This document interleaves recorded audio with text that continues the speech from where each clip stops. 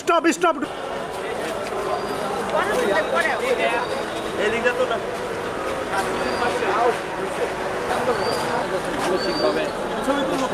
গতকাল খুব ভোরে শিল্পপতি জসিমউদ্দিন মাসুদের লাশ পাওয়া যায় ব্রিজের কাছে, কাশপুর ব্রিজের কাছে পূর্বাচলে 7 খণ্ড লাশ পাওয়া যায়। আমার পুলিশ আমরা তাৎক্ষণিক এ বিষয় নিয়ে কাজ শুরু করি এবং আমরা এই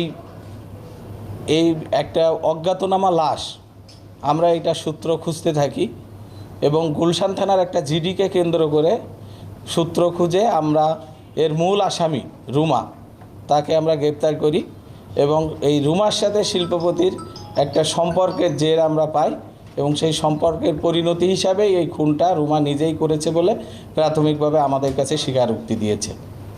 এর সাথে আরও যারা জড়িত আছে তাদেরকেও আমরা আইনের আওতায় এবং গ্রেপ্তারের চেষ্টা অব্যাহত আছে।